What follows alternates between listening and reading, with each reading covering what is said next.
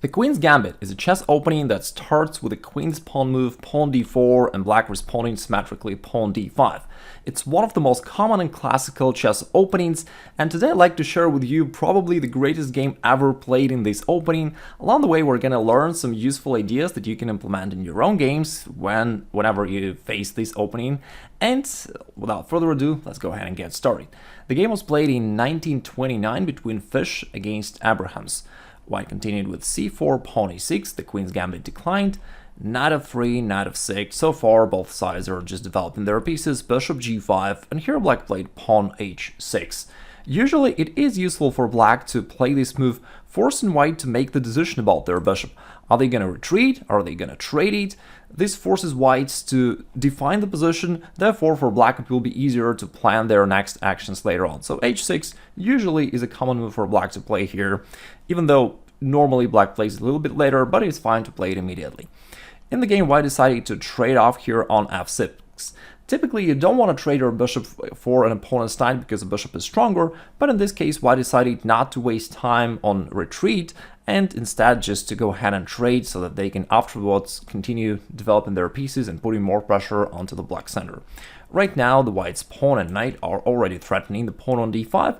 It looks like Black wants to do something about this, maybe play c6 to defend it. Well, c6 would be a possible move for Black to play just to defend it. It's a little bit passive.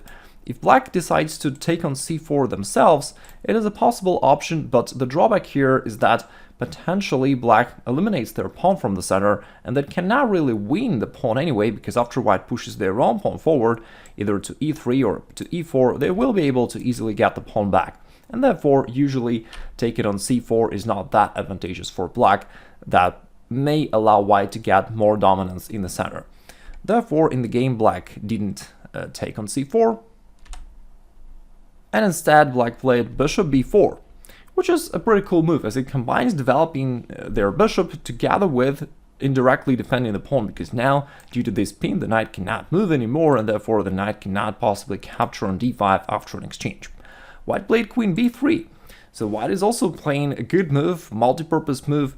It defends the knight just in case, attacks the bishop, and also puts even more pressure to the Black central pawn d5. So White is also trying to not just defend or develop, but combine, putting pressure together with developing moves. Black responding knight c6, also trying to both defend and potentially attack this pawn on d4. Maybe in some lines Black will be able to capture this. White played pawn a3, similar idea to what Black did a couple of moves ago, where Black tried to force the White's bishop to make a decision, and now White is doing the same thing. The Black's bishop is attacked, and therefore Black needs to decide whether they want to trade or they want to retreat. And in the game they decided to retreat, which is usually the right thing to do. Again, bishop is stronger than a knight, despite of the common belief that both are equally valuable pieces. Bishop is a little bit stronger. And White played pawn e3. Here in this point, by the way, you may wonder why White didn't decide to grab this pawn on d5.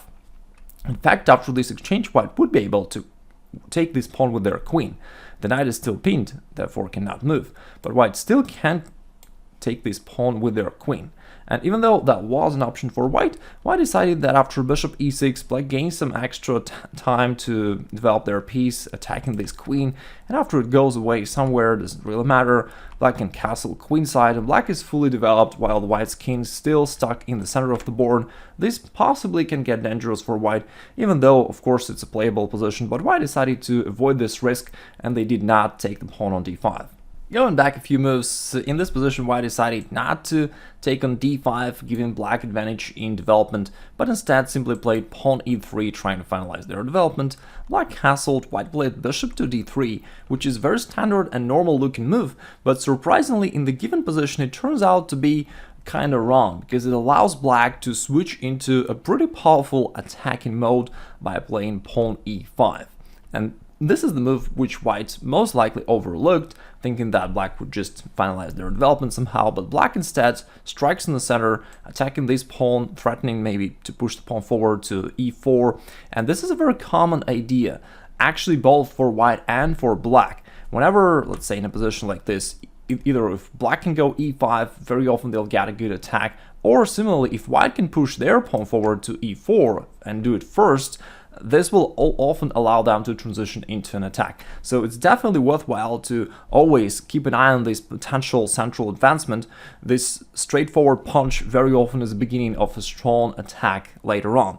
By the way, I've got another video about the 5 best opening traps in the Queen's Gambit, which you may watch later on with some more common tactics in this opening, but this central advancement is definitely one of the very common ideas for both sides to transition into an attack. And here Black plays pawn e5, and White was probably a bit confused, and White decided to take here on d5, probably thinking that it forces the knight to move because it's been attacked by the pawn, but instead Black played a counterblow. Pawn takes d4. Black says, hey, okay, you're attacking my knight over here, but I'd like to attack your knight over there. And if we actually start making this trade, then we can see that at the end of this file, White is somewhat in trouble because Black's bishop and queen are doing a great job attacking the White's position along these diagonals, and the White's king is somewhat weak. For example, White certainly cannot take it right here, because then after bishop takes c3, it's a double attack to the king and the rook, therefore the rook will be lost in the next move. And therefore White realized that he's somewhat in trouble. Going back one move, White calculated this line properly and realized that an exchange of a knight here on c6 and on c3 is not a good idea, and therefore he recaptured here on d4, again probably thinking that Black is going to move their knight, which is still attacked by the pawn. But Black played another cool move, rook e8 check, which is another counterblow, and counterblows are the moves which people miss most frequently because it's counterintuitive. Whenever a piece is attacked, your opponent naturally anticipates this piece to make a move.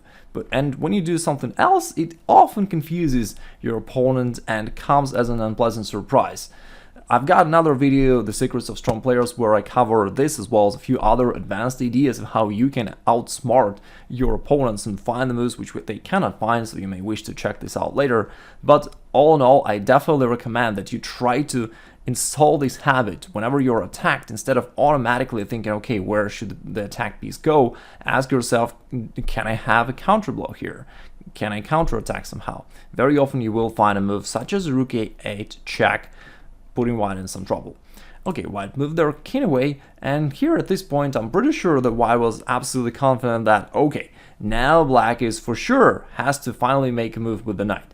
So probably White thought that Black is going to take here, White would recapture with their knight, and that would be an exchange of knights. Black would recapture with their queen here, and there will be some massive trade in the center.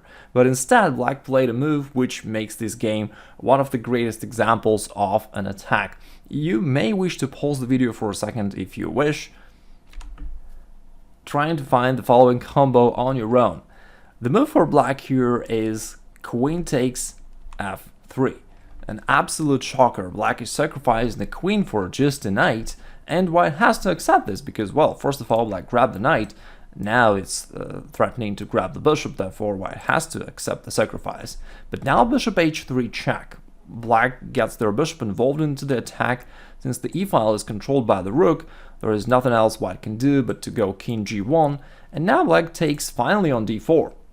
Finally they do this move, but in this case it's a lot stronger. It's not just an exchange. In this case it's double attack to the queen, as well as knight takes f3, which would actually be a checkmate. Strangely enough, that move would deliver a checkmate. But White thought to himself, okay, no problem, I can solve both the problems simultaneously by playing queen d1, and now my queen is not under the attack and it supports the pawn f3, so I'm just a queen up, I'm winning. But Black said no way and played rook e1, another great sacrifice, this time sacrificing the queen, a rook, and after the queen captures it, because what else, then knight takes f3 delivers this super cool kind of smaller checkmate with just a bishop and a knight. It's very rarely you will see a checkmating position like that, where just a bishop and a knight delivers a checkmate without a queen, which is usually the piece that is supposed to deliver a checkmate in 99.9% of the cases. But here it's checkmate. This diagonal is controlled by the bishop and the king is under the check, therefore it is actually a checkmate. If you have any ideas on what subjects, what openings you'd like me to cover for you in my next videos, then write them down in the comments below and I'll definitely consider them. And also hit the subscribe and hit the bell to not miss out on those future videos. Thank you very much for watching, enjoy your day, take care.